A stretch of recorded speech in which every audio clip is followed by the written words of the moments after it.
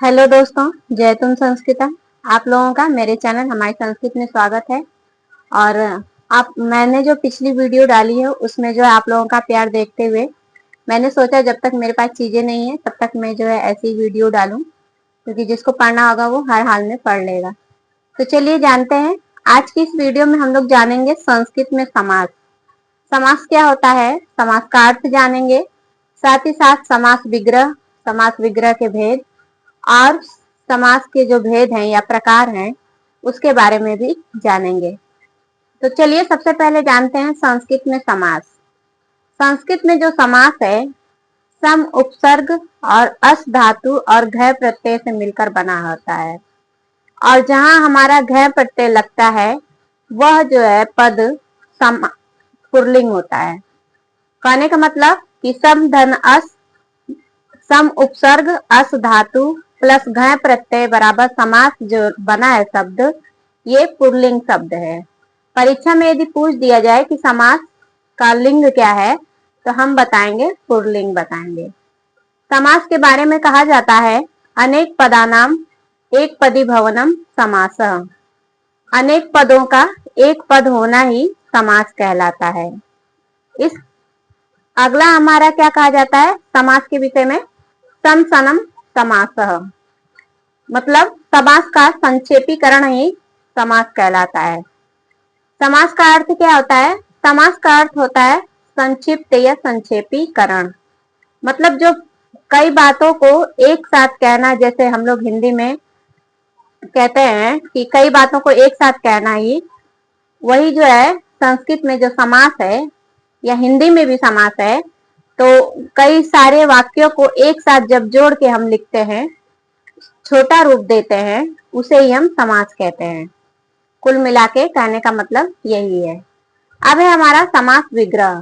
समास विग्रह क्या होता है कि जो सामासिक पद होता है उसको अलग अलग करना ही हमारा समास विग्रह कहलाता है। इसको उदाहरण से समझते हैं। जैसे हमारा उदाहरण है पीताम्बरः।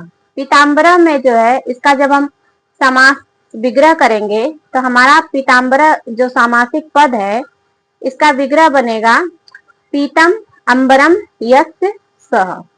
तो जो पूर्व पद हमारा पीतम है और जो उत्तर पद अंबरम है, ये हमारा जो है समास विग्रह के अंतर्गत माना जाएगा। और जब पीताम्बरः एक साथ बोलेंगे तो ये हमारा समासिक पद या समास पद भी कह सकते हैं या समास भी कह सकते हैं। अब है आगे हमारा समास विग्रह के भेद। समास विग्रह के जो है संस्कृत में दो भेद है। कौन कौन से हैं? एक है लौकिक विग्रह, दूसरा है अलौकिक विग्रह। अब हम जानते हैं कि लौकिक विग्रह किसे कहते हैं। तो संस्कृत में जो लौकिक विग्रह है उसका जो तात्पर्य है, लोगों के समझने लायक विग्रह को लौकिक विग्रह कहते हैं। कहने का मतलब कि जो समास प्रयोग होता है शब्द, वो जो जब लोगों के समझने लायक रहता है तो उसे हम लौकिक विग्रह कहते हैं। जैसे इसका उदाहरण है हमारा दशरथ पुत्र। इसको जब हम तोड़ेंगे तो हमारा शब्द बनेगा दशरथस्य पुत्र। तो दशरथ का पुत्र। अलौकिक विग्रह, अलौकिक विग्रह में क्या है कि वह विग्रह जो व्याकरण शास्त्र के अनुसार हो, यानी उसमें व्याकरण के नियम लगे हों, उसे हम अलौकिक विग्रह कहते हैं। जैसे इसका उदाहरण भी देख लीजिए, दशरथ पुत्र जो ऊपर है लौकिक विग्रह में क्या बना है, दशरथ से पुत्र। और जब यही शब्द अलौकिक विग्रह में बनेगा तो क्या बनेगा, दशरथ ढस पुत्र सु।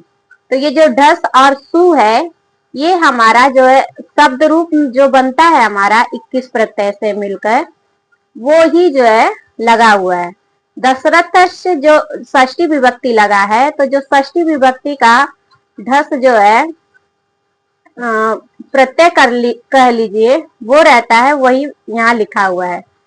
यहाँ पे भी षष्ठी विभक्ति है, लेकिन बस अंतर क्या है कि वहां विभक्ति लगाया गया है और अलौकिक विग्रह में क्या है, हमारा प्रत्यय लगाया हुआ है। तो जब प्रत्यय व्याकरण नियम लगा के हम लिखेंगे तो हमारा अलौकिक विग्रह कहलाएगा।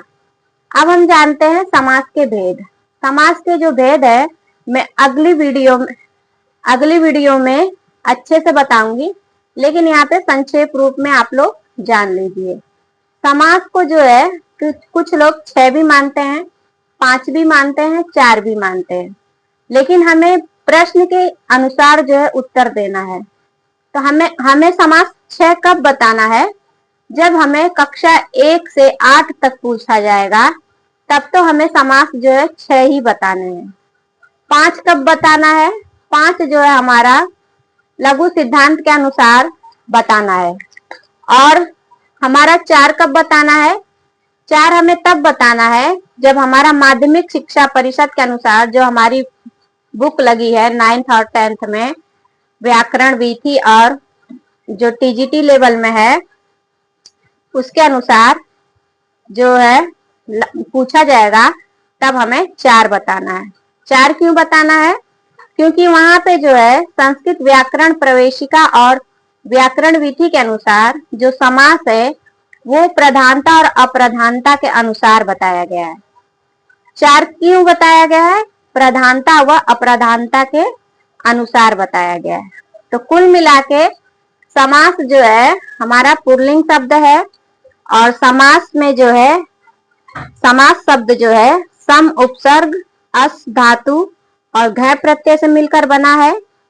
इसका जो है अर्थ है समास का संक्षेपीकरण या संक्षिप्त रूप। समास विग्रह के 2 भेद हैं संस्कृत में, एक लौकिक विग्रह है, एक अलौकिक विग्रह है। लौकिक विग्रह लोगों को समझने लायक जो विग्रह होता है उसे लौकिक विग्रह कहते हैं। अलौकिक विग्रह, जो विग्रह व्याकरण शास्त्र के अनुसार हो, उसे हम अलौकिक विग्रह कहते हैं।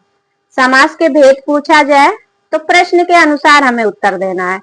यदि 1 से 8 की कक्षा में पूछा जा रहा है समास, तो हमें 6 बताना है, और जब लघु सिद्धांत के अनुसार पूछा जा रहा है तब हमें 5 बताना है। और जब हमारा प्रश्न व्याकरण विधि के अनुसार और संस्कृत व्याकरण प्रवेशिका जो बाबूराम सक्सेना की बुक है उसके अनुसार पूछा जाए, तब हमें 4 बताना है। 4 क्यों बताना है? क्योंकि वहां पे जो शब्द की प्रधानता और अप्रधानता के आधार पे समास का भेद बताया गया है। मैं उम्मीद करती हूँ कि समास से संबंधित जो भी डाउट होंगे आप लोगों के क्लियर हो गए होंगे, और अगली वीडियो में समास के जो प्रकार हैं या भेद हैं उसके बारे में डिटेल से अच्छे से बताऊंगी। तब तक के लिए धन्यवाद।